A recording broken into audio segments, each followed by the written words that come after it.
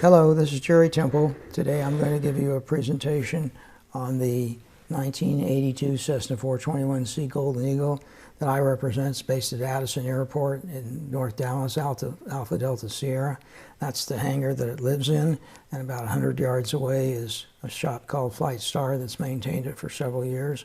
I think the current owner's had it 5 years, and I'm now representing the airplane. Before we go any further, check my spec sheet or check my website, jerrytemple.net. Can't get easier, jerrytemple.net. Look at the spec sheet, the technical data sheet, and of course the photos that you'll be looking at is also on the website. Under the button called Buyer Services, be sure to read the outline titled Domestic Sales Procedures, the steps we try to follow to sell airplanes, and also under Seller Services, if you need to perhaps have an airplane that you need to sell. Look those areas over. Temple's Tips is a button to hit for sure. It's articles I've written over many years on twin Cessnas and related subjects. Okay, let's kind of go around the exterior in general, and then we'll come back with some photos later and be more specific on some of the features and benefits. And we'll go up into the cockpit in a few minutes, turn on the avionics, look at some of the equipment, well-maintained airplane, and then we'll call back into the cabin to finish up the presentation. Before I go any further, let me remind you this airplane has an annual that's coming due on March the 30th, 2021. So if you get close to that, you would obviously want to combine a pre-purchase inspection that rolls into an annual inspection. There's some good procedures that we've established for many, many years where that is doable. The current hours are probably the end of January 2021, so they're very current, maybe a couple, three difference. Due to weather here, we're not been flying too much. And also the useful load on this airplane, which is true of a lot of Golden Eagles, is a high 2,079, almost 2,100 pounds. So even if we have 1,000 pounds of gas on, which is a lot of gas, you don't need a full tank of gas in your car to go to the grocery store or take the kids to school. So even with 1,000 pounds, you can go a long ways, and that would give you almost, with almost a 2,100 pound useful, you'd almost have 900,000 pounds of payload, people in bags. This is a 1982, so we have the trailing link landing gear. Just think of an F-18, real beefy, real strong landing gear. The tire looks like it's behind the strut there. Gives you a nice softer taxing, softer landings. Many people want a 1980 for that particular reason. Continental GTSIO 520 in November, 375 horsepower on each side, 1,600 hour TBO. Large slow turning propellers, the transmission of the gearing box, the little hump you see on the right behind the spinner, pilot spinner on this airplane is the geared mechanism that slows this prop down to 1900 RPM. Very, very quiet, very, very smooth operating. Long wet wing. The wing is the fuel can that holds the gas. There's no tip tanks, no aux tanks. Large vertical stabilizer. Trailing link landing gear, which is also a wide stance gear. Large baggage area up in the nose. I think it's 600 pounds. You'll bulk out before you weight out. Baggage area is behind the engines. We call them the cellar baggage area. Wing locker storage is what most people refer to them at. Excellent visibility for pilot and co-pilot, and also for the passengers. So now let's climb up into the cockpit. I'll turn on the avionics and we'll look at some of the features and the equipment in this airplane. Again, we're at Addison Airport here in North Dallas. Excellent shot. Avionics are turned on. We're going to turn them on later. Didn't want to run the battery down. Let's just start at the top and work down. The rows are sun visors, which are an excellent, just like sunglasses. You don't keep, like in your car, you don't keep having to move your head around because the sun visors can't get them in the right position. This airplane, I'm 90% sure, has what we used to call a modification by Aurora Aviation down in Waco, Texas and McGregor, Texas. Back in the early 90s, a firm called Aurora, which is now Jim Allman with Blackhawk that does Conquest and other turboprops changes, had a modification where they were taking multi-engine twin Cessnas 300 and 400 series, mainly 340s, 414s, and 421s, polishing the gray yoke as you see, polishing all the areas on the quadrant, on the steps, some of the molding on the entry steps, and around the fuel selectors. It was really nice. And McGregor Avionics in McGregor, Texas was doing all King Silver Crown at that time. And from years of experience, I still recognize some of their touches. Let's kind of go from left side to right side. You see the clock there on the upper left. Annunciator panel, when it's lit up, gives you different colors. Some are warnings, some are just advisories that something's working. Flight instruments, Across the top we have manifold, RPM, fuel flow, 3-in-1 gauges, oil pressure, oil temp, and cylinder head temp. EGT, full co-pilot instruments. This airplane has, let me see here, 2 Garmin 530s, multifunction display, transponder, audio panel, well equipped, throttles, prop mixtures, 3 axes of trim. Side panel, there's circuit breakers for the avionics on the co-pilot side. I love the good placarding. This airplane has great placarding. Also has a high-end, let me see, confirm a couple things here as I'm looking at the Skywatch traffic system. That's what I was trying to think of. KFC 200 Autopilot, which I'll see in a second. 225, KFC 225, which is a great autopilot. Beautiful looking cockpit. Dual 530s, multifunction display which shows radar. Touches from the Aurora modification. Graphic engine monitor on the pilot side. Okay, let's take a closer look next. Here we have everything turned on and lit up. Let's do this in full panel shot. You can see flight director, electronic HSI, electric attitude, barometric pressure. Below that is vertical speed, instantaneous vertical speed, which is great for hand flying partial panel. Radar altimeter, still nice to have a radar altimeter for tight approaches. Digital clock. What you see above the annunciator panel, I think is called a Davtron M655, shows you volts and amps and density altitude. You see your gear switch, and right under the gear switch you see a red T-handle. That's the blowdown system, a 2,000-pound nitrogen bottle that's up in the nose. With the wet wing system, we have the hydraulic landing gear. We don't crank it down, we blow it down maybe about a half-mile out, a mile out. You blow it down one shot, boom, it goes down in a hurry. Throttles, props, and mixtures. The reason that left throttle is a little bit fatter is you go around the mechanism, so if you're shooting an approach and get down to minimums and don't break out, with your thumb you hit a little button that gives you a pitch up indication on the flight director. Flap switch, again those are painted gray. Normally they would be painted to the right, the controls for the heating and letting the hot air out of the defroster, forward cabin or aft cabin. Those are all painted. It really looks nice, really clean, very contemporary, if you will. I like that kind of a look.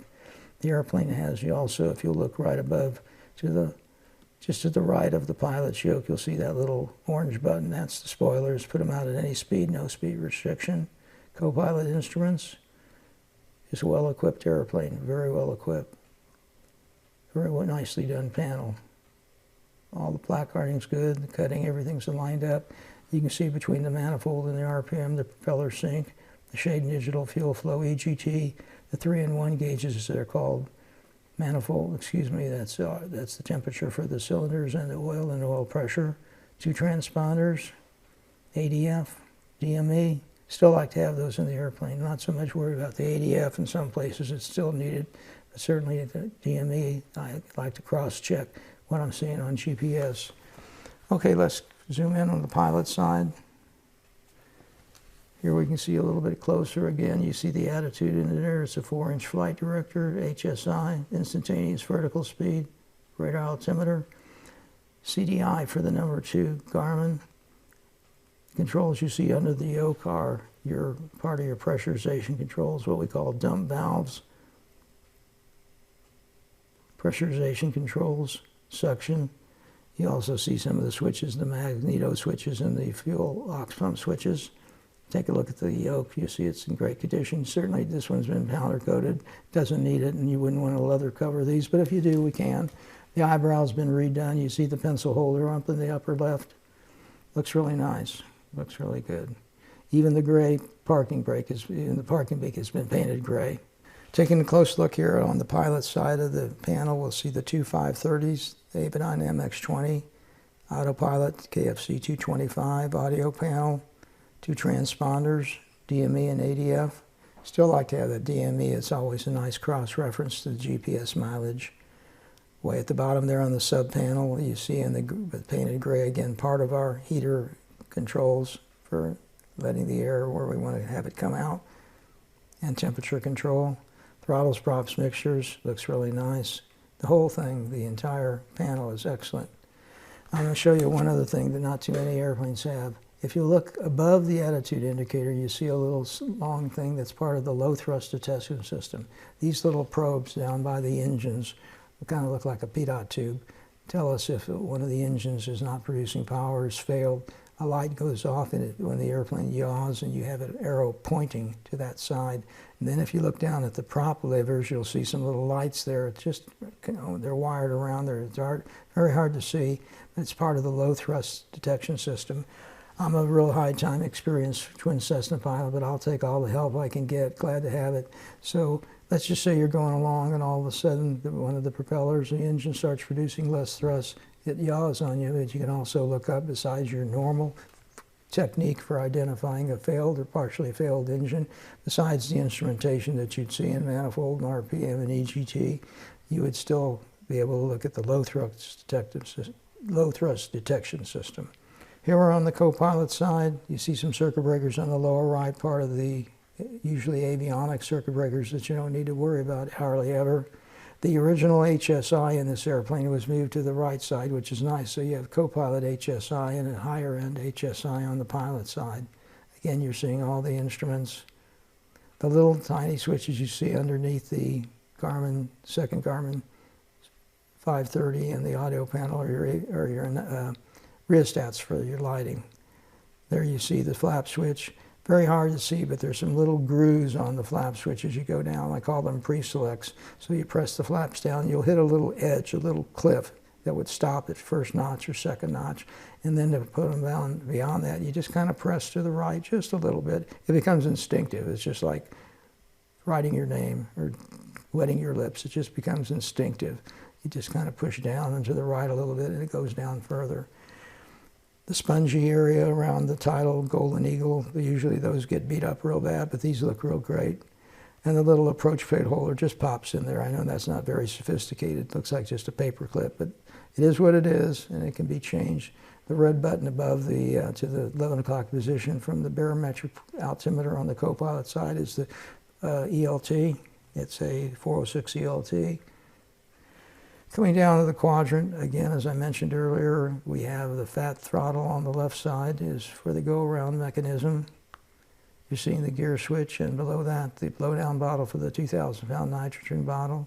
You see that red, not red, but yellow-orangey push button. That's the spoilers. The airplane has spoilers and vortex generators. Wouldn't have a twin without them. 98% of twin Cessnas have vortex generators. Throttles, props, mixtures, you see the nice Aurora features. Rheostats for the circuit breakers, flaps, heater controls over there on the co-pilot side. 3 axes of trim. The big trim wheel is electric and manual. It's one that looks like it's behind the left throttle. And the one that's your nose, it says nose there at the bottom right above the hand microphone is yaw, left, right, nose, rudder. And then the round one which you move left and right is the very sensitive aileron trim tab on the left wing. That's very sensitive. So as we get going 160, 170 indicated, very, very sensitive. All 3 axes of trim with electric trim on the pilot side. Notice the scuff plates on the floor, so it tries not to wear it out. Some people put additional mats in here or even some vinyl covering. Going out now and to see some of the interior features. We're inside the airplane. As long as we're in the pilot seat, let's look down at the co-pilot seat. You can see the leather's really nice. It's gray and blue leather. You're looking also on the floor, you see the fuel selectors, a simplified system. No aux tanks, no tip tanks. Each wing is a wet wing, supports that engine with a cross-feed capability. So each wing supports the engine on that side with a shut-off capability and a cross-feed capability.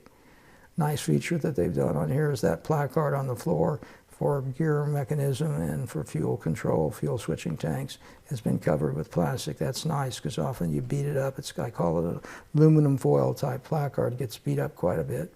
Gray seat belts and shoulder harnesses. Very, very pretty airplane. Wide seats, and it's a wide oval cabin, so if you're a big guy, you're not going to be touching shoulders with somebody in the right seat, which is often the case in twins, like twins. Okay, we've slid to the back of the airplane now, shooting forward. You can see the rose and sun visors in kind of the up position. This airplane has the interior woodwork has been redone from the old Cessna kind of brown woodwork that you see in many of the photos to a nice gray laminate, really pretty. I like it. It's more modern, contemporary, in my opinion. You see what we call the oft hardwood cabin dividers with passenger advisory signs. You see that on the right side and the left side. Then comes the 421 style seats. They're in the down position, which, as you can see, makes it a wider seat. So you have some larger persons, that gives them a little bit wider seat. And getting in and out of the cockpit with the pilot and co-pilot armrests, which you can clearly see in the stowed position and the passenger seats, it's easier. Passenger seat armrests and the pilot and co-pilot armrests are stowed as the tables are closed for takeoff and landing for the obvious reasons. You can see this airplane has I think a 6-place intercom system in it. Usually that's about the way it is in most of these airplanes. Let me double check that. Yes, 6-place. You can see the little jacks on the side panels there. Seats are numbered pilot 1, co-pilot 2, left side aft number 3, right side aft number 4, left side forward is number 5, right side forward number 6, potty's number 7, and some airplanes, including this one, have the optional A seat. Often it's not in the airplane, but it's available. Take it out. People take it out because it does take up some baggage space. I'll describe the interior. It's kind of a light gray, medium gray. Headrest adjusts. Again, the cabin dividers with passenger advisory signs. Two-tone leather side panels, like most twins. The carpet comes up about 1/3 of the way on the side, then to some fabric, then some leather. Curtains are in this airplane. You can close them for sun protection and security. A lot of people take them out, just put them in a garbage bag, plastic bag, and save them for the next owner. Seat belts, shoulder harnesses, as I said earlier, gray. Tables, which we'll see opened in a bit, will be, of course, this new gray laminate. You also see the emergency escape hatch there by seat number 4, that red handle. Comes out open, should be open and tested at every annual inspection. And it's a good idea to bring family or people down, or you yourself test them once a year to see how it operates. Very nice looking forward facing. There we have the tables open. They're super clean, and you also see the little cup holders. They're kind of flimsy, but they're there. You got to use them. They hold the styrofoam cup. You can just visualize yourself up in the cockpit. Someone may be with you. Maybe you have 2 small toddlers in aft-facing seats. Mom can see them. She's in seat number 6. They're on the right side looking forward, so she can see the kids eating, playing, watching a movie, working on computers, whatever the case may be. This is a great shot of a 421, nice wide oval cabin. You can see, even if you had a couple big guys in the cockpit, they're not going to be touching shoulders. And then a great image looking forward. 5 windows on each side, so it makes it a very open, non-claustrophobic cabin. If you have any friends, passengers, clients that are kind of antsy about this is a little general aviation putt-putt airplane, get them in this airplane. They'll fly someplace, or they pull their car right up to the airplane, unload their baggage. Car's waiting for you when you get there. Everything you want on board. No one cares if your toothpaste is too large a tube. And they'll love it. You'll have a long line of volunteers wanting to go in your Eagle. Here you see your side panels, table stowed, armrest in the up position. Nice look at that pretty side panel. Again, carpet comes up about 1/3 of the way. You'll notice that. And then fabric and leather. Headrest adjusts. Seat go forward and aft. It doesn't, and it also reclines. Those are the controls. Kind of hard to see ones on the inboard side of the armrest. It's a recline. And then there's a little lever for that seat, that armrest to go up and down. You see it up, you see it down. Also under the seat number, you'll see also under the seat that's number 6. That's number 6 on the right side forward, and then the darker looking gray one, that's just an image. It's not a different color. It's just the way the photo was taken. You'll see a seat storage drawer underneath there, and the chrome handle is part of the adjustment for moving the seat fore and aft adjustment. Here we have the potty, and there's a relief tube also. You see the aft cabin divider, and there's a privacy curtain. It's kind of stuffed in there between the seat and the aft cabin divider. You see the refreshment center in the stowed position. And you also see the back 8th seat in this airplane right now. So we would take that upper cushion off, open up, the hinges open up, and the potty, toilet, lavatory is underneath there. Here's the refreshment center in the open position. You can see it can hold some styrofoam cups and those couple of little spring-loaded holders. The thermos bottles, ice chest. You can bring ice out to the airplane or take the chest in. Little surface working area. That little grill area, and you see a little button behind that, is a venturi for spilling out drinks. If you get the ice is melted in your drink, you don't have to worry about just chewing up the ice. Just pour it out. It goes through a venturi. Again, nice open and storage area on top. This airplane has a mirror in the back. It gives you a little light bounce there. You can see a rack for hanging clothes also. But if you don't like that, it can be taken out and just covered with fabric or carpet or something that makes it more attractive to you. I love the look of that laminate, really beautiful. Here you see, again, the refreshment center and the 2 steps for the aft cabin baggage. At the very, very bottom, you can see the track for the 8th seat, that little track, seat track. It's hard to see, but that's where the 8th seat would go. And as you can see, if we had it in there, it takes up some of your baggage space. Outside in the nose, 600 pounds, you bulk out before you weight out. And the wing locker storage areas where you have the items that won't be affected by the cold temperatures and the non-pressurization and things you want to have in the airplane. You would obviously be pressurized and heated. Okay, we're outside now, the Golden Eagle 82-421C. Again, you see the beefy landing gear, nice soft taxing. Also, you notice how wide that landing gear is. It's a wide stance gear. Again, it gives you better taxiing in crosswind, takeoff, crosswinds, and landings. It's a nice stable thing. Let's create a worst case situation where we have a short runway and a narrow runway. That's logical. If it's a short runway, it's probably not too wide, and a crosswind. So we got to have our speeds down, our power set, know this airplane. Nice steep approach, don't drag it in. Head out of the cockpit, have your power set, know your numbers, minimum airspeed. It's a short runway, it's a narrow runway. So we're going to drop our wing into the wind as soon as that first main touches down, get the main gear on the second side down, on the opposite side, or the downwind side. And we're going to immediately have a nice stable airplane due to that wide stance, landing gear, effective braking, don't overdo it. Good braking, that's a little bit of practice gets you, and nice smooth taxiing in. It's a nice wide gear, hydraulic and trailing link. 375 horsepower engines. We'll look closer at all this stuff in just a moment. Lots of baggage, big long wing, really nice airplane, great visibility.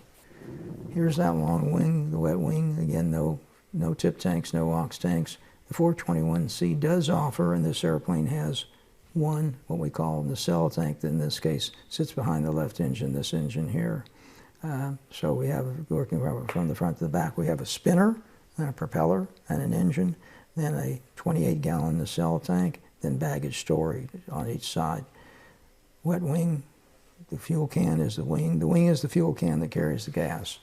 Large vertical surface, and you can see that 50% of it is rudder. We'll look at that again. 5 windows on each side. Look at the great visibility, and we'll see it again in some images for the pilot and co-pilot. Big windshield and side window. The airplane is fully booted, the tail, wings, and you'll see the inner wing stub, heated propellers, strobe and position lights on the wing, end of the wings, of course. Landing light comes out from the bottom of the wing. Taxi lights on the nose. Beautiful airplane. I call this one kind of a metallic blue with gray accents and polished spinner. Here we get a closer look, and you see how nice the paint is. Heated, pilot's windshield, co-pilot side gets both the defroster, the defroster gets both sides of the windshield, and it's very effective. Inner stub and outer stub, or inner wing and outer wing, heated propellers, large 90-inch. On most of the twin Cessnas, like 340s and 414, the diameter of the disc is 76 inches. It's 90 inches on the big wide chord 421C. I have a small hand, but I can put my hand around the blade, the chord, the width, on most of the twins except the 421C. This 90-inch Macaulay heated propeller, my hand goes flat. I can't get around the edges. It's slow turning, 1800, 1900 RPMs. 100 amp altimeters, part of the no icing package, which is fully booted on the empennage, vertical and horizontal, inner and outer wing, heated windshield, heated props, heated peanut stall static, ice detection light, 100 amp altimeters. As you can see, I've said it once or twice, and fuselage ice protection plate. That's hard to see, but it's a little plastic plate that's on both sides, so that the props throw some ice, rather than dinging up the aluminum, it hits the plastic and bounces off. May chip up the plastic, the paint. You'll see on some areas where you see an airplane that's all chipped up there on that plate. It's doing its job, doing what it's supposed to do. Beautiful shot of the airplane. You can see how big the vertical surface is, and 50% of it is rudder and a large trim tab.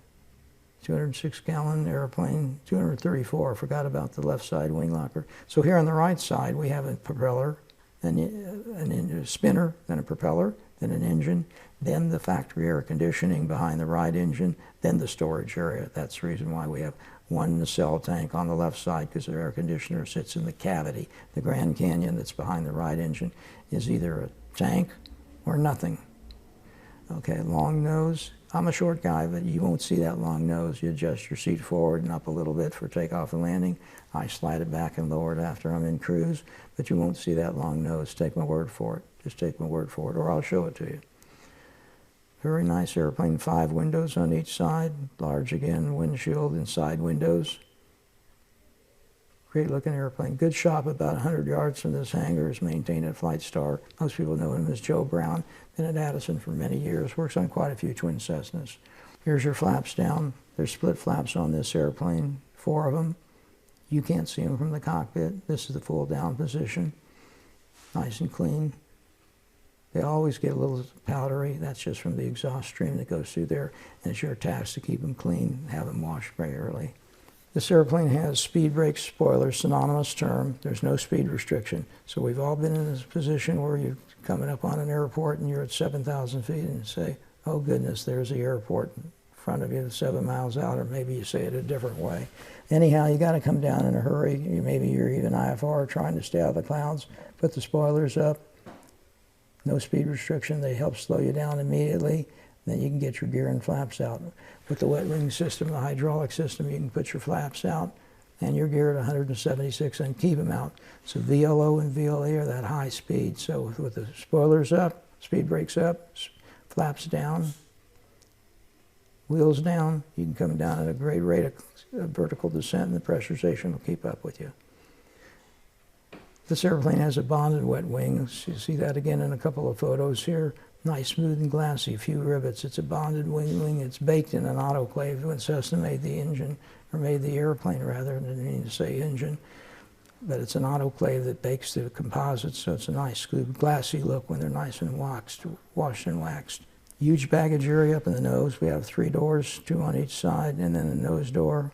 Carry a lot of weight up in the nose. I think it's 600 pounds. You'll bulk out most of the time before you weight out, but things that aren't affected by lack of pressurization or temperature, you put up in the nose. There's your wing locker storage. I think it's placarded for 200 pounds, so again, things that aren't affected by the cold of the storage. And you can replace this carpet or put in different materials.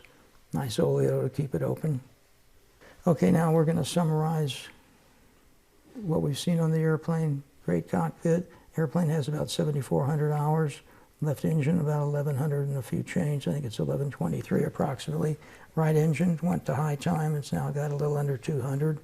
375 horsepower, 90-inch heated propellers, 8 seats, 2 530s, multifunction display, Garmin 330 GTES transponder, which is ADS-B out. Weather and traffic is displayed, traffic system, ADF, DME, a radar altimeter, and a great Autopilot KFC 225. 1 wing locker, 234 gallons, graphic engine monitor, air conditioning, no on ice, nacelle fire system. Annuals due the end of March 2021, almost a 2,100 pound useful. So it's an airplane, good maintenance, good ownership, last 5 years at least. At Addison Airport, North Dallas. Happy to talk to you about this airplane. Come see it, easy to get to Dallas for most people. The ice storm's over. We won't have to worry about that for a while, hopefully. All the logs have been scanned, so if appropriate, those can be sent to you, the link that is that we send. Try to keep the spec sheet current. Happy to talk to you about this airplane. Any questions you have about twin Cessnas or 421s in this airplane. Hoping you enjoyed this. Hope it was informative to you. Give me a call. Happy to speak with you.